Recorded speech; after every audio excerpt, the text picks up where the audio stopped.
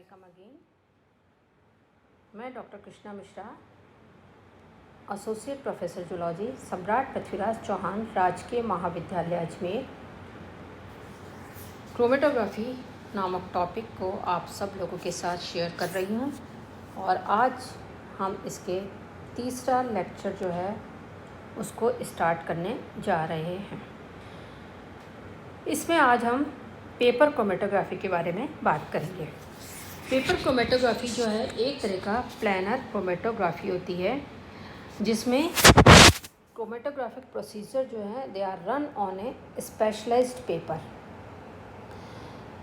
Paper chromatography is considered to be the simplest and most widely used of the chromatographic technique because of its application to isolation, identification, and quantitative determination of organic and inorganic compounds.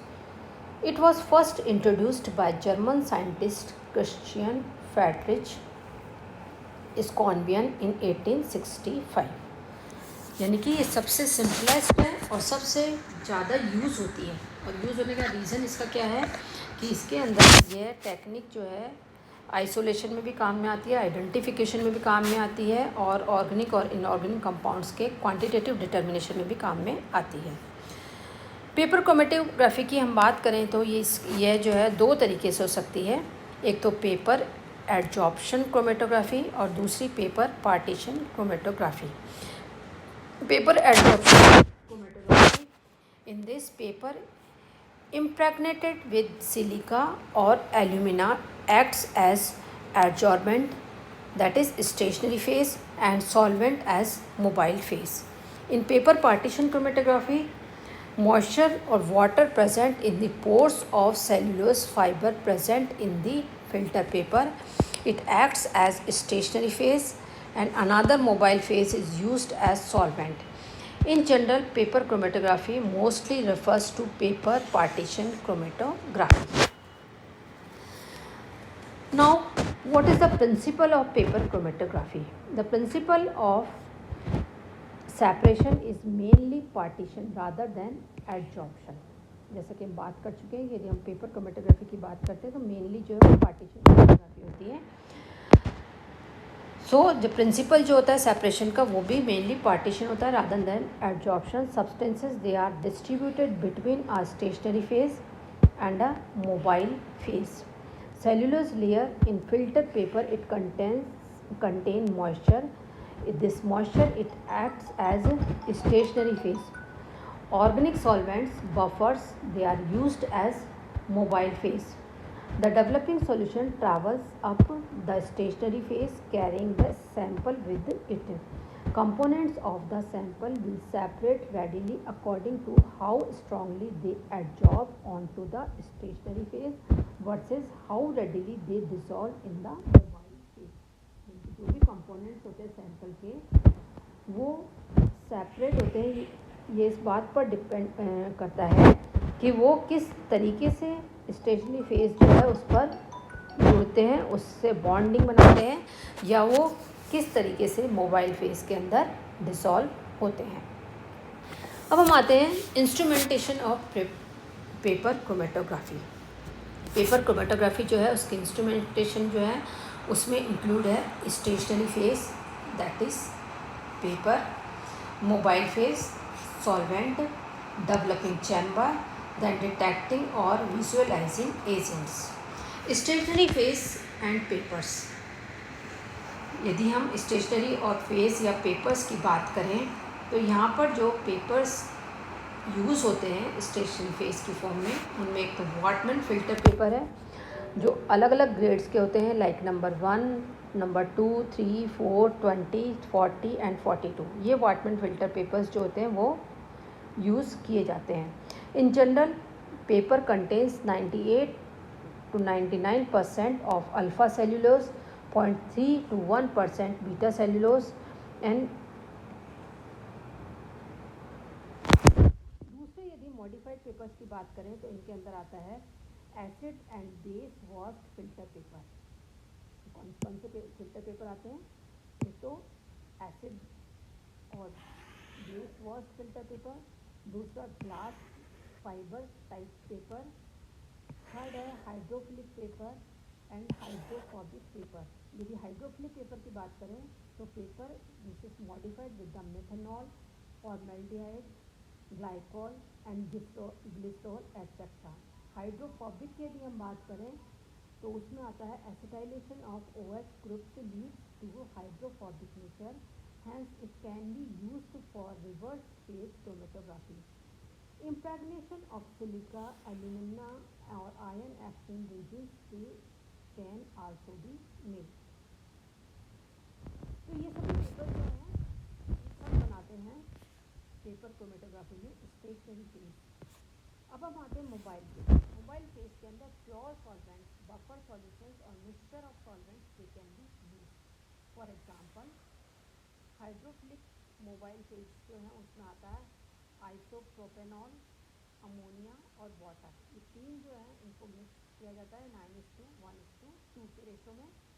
फिर दूसरा वाला है methanol water 4:1 के ratio में।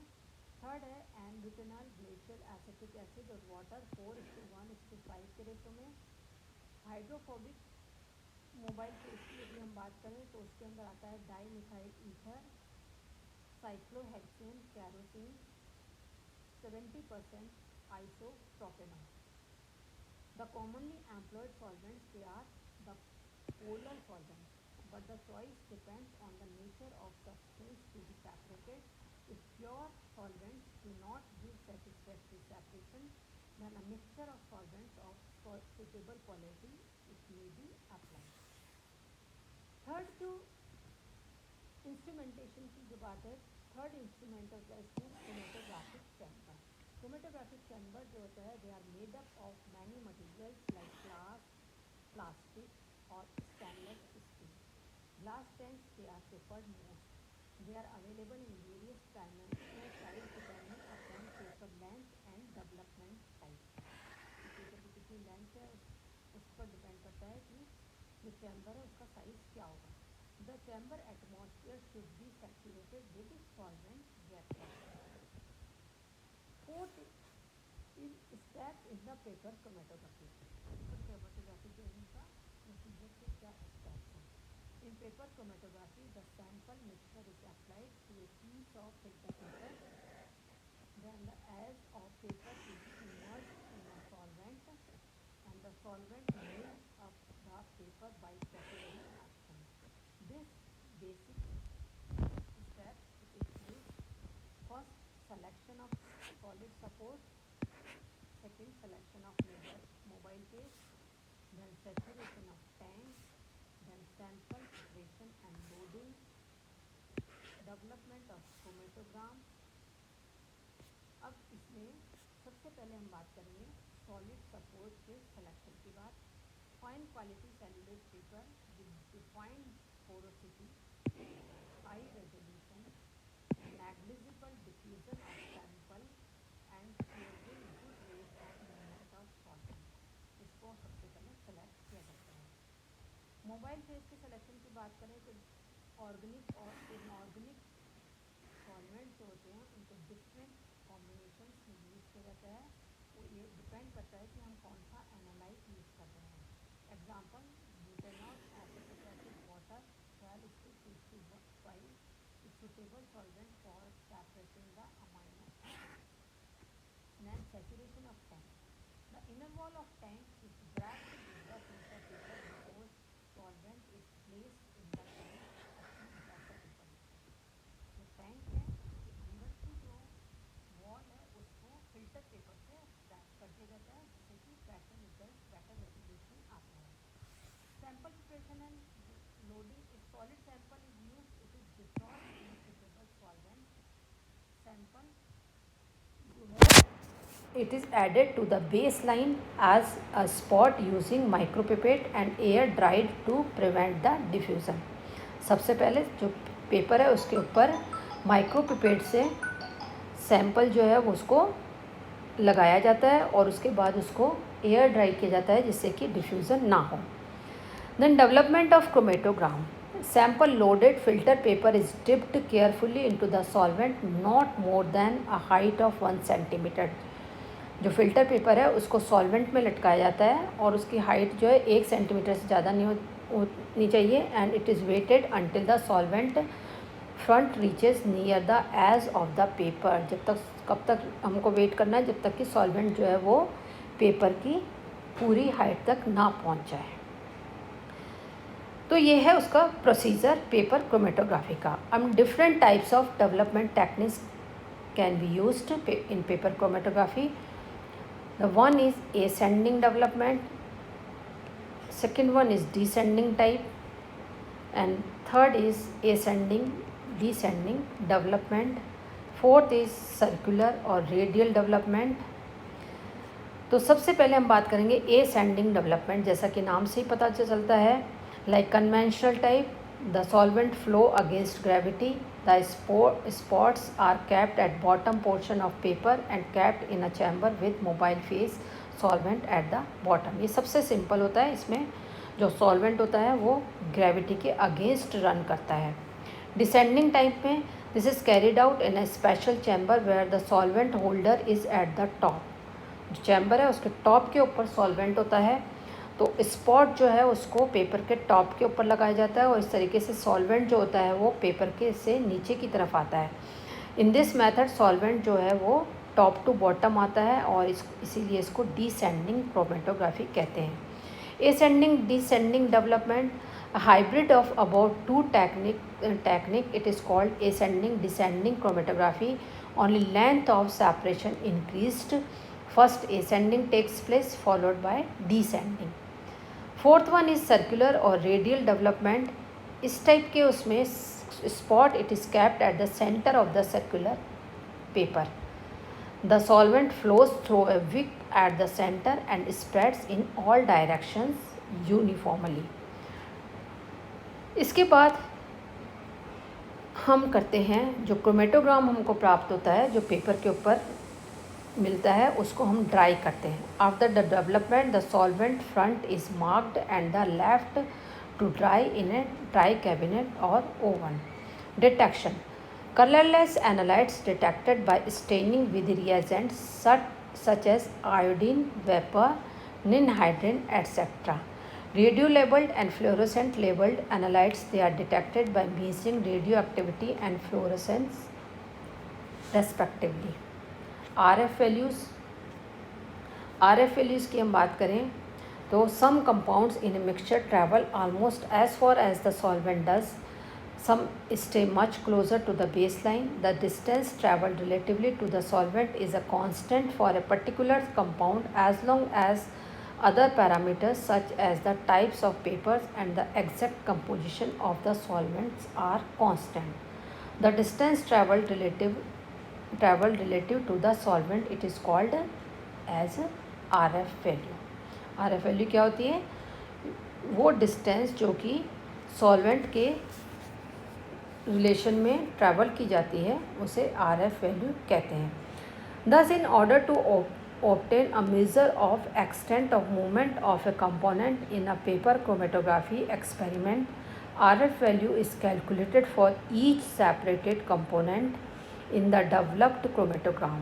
And RF value is a number that is defined as distance traveled by the component from application point। Now application of paper chromatography to check the control of purity of pharmaceuticals, detection of adulterants, detection of the contamination in the food and drinks, in the study of ripening and fermentation, for the detection of drugs and dopes in animals and humans, in analysis of cosmetics, analysis of reaction mixture in biochemical labs। Advantage of paper chromatography, it is very simple, very rapid, it requires very less quantitative material। paper chromatography, it is cheaper compared to other chromatography methods। both unknown inorganic as well as organic compounds can be identified by the paper chromatographic methods। paper chromatography does not occupy much space compared to the other analytical methods or equipments। यानी कि सबसे simplest होता है ये। Excellent resolving power होती है इसमें, limitation क्या है पेपर क्रोमेटोग्राफी के? Large quantity of samples they can not be applied on paper chromatography, यानी कि इसके अंदर जो सैम्पल है वो बहुत कम होना चाहिए. In quantitative analysis paper chromatography it is not effective. Complex mixture can not be separated by paper chromatography. Less accurate compare to HPLC and HPTLC. तो ये रहे इसकी limitations. So it was all about paper chromatography. Thank you.